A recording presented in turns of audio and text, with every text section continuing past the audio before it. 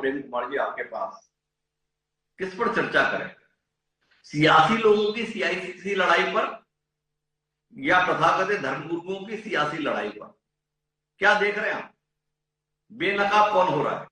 सियासत या सियासत की आड़ में धर्म बेनकाब हो रहा है? जो अपने आप को धर्माचार्य बताते हैं वो तो सियासी लोगों से भी गए गुजरे दिखाई देने लगे। उम्र के इस मुकाम पर पहुंचकर राम भद्राचार्य जी की विकलांगता पर सवाल उठा रहे हैं शंकराचार्य, और शंकराचार्य के आचरण को ही दोषी करार दे रहे हैं राम भद्राचार्य। योगी आदित्यनाथ वो केशव मौर्य की राजनीतिक प्रतिद्वंदता को लेकर बात करें या राम भद्राचार्य बनाम शंकराचार्य पर बात करें? प्रेम कुमार जी, शुक्रिया हिमांशु जी।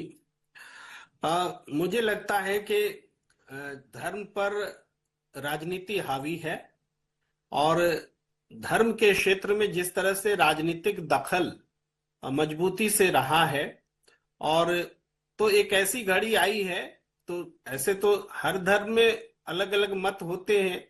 ये सनातन में भी रहा है कि शैव और वैष्णव, तो वैष्णव परंपरा के भाई आप राम भद्राचार्य जी को ले लीजिए आज, तो शैव परंपरा को से देखिए शंकराचार्यों को, तो जिस तरह से राम जन्मभूमि का जो उत्सव हुआ, मंदिर बनाए गए, उसमें शैव परंपरा के लोगों को बिल्कुल दरकिनार कर दिया गया था और उनसे पूछा तक भी नहीं गया था।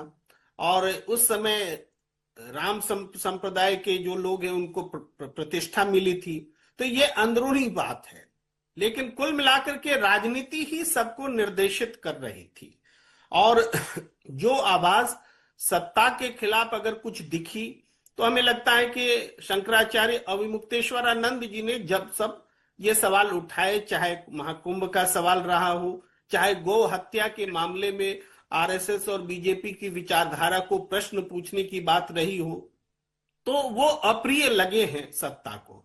तो अप्रिय लगे हैं, तो अभी जो शासन बनाम शंकराचार्य दिख रहा है, ऐसा हो नहीं सकता कि शासन इतना शक्तिशाली हो जाए कि सरकार जो मुखिया है उसको भी ओवरसीट करे, ऐसा नहीं होता।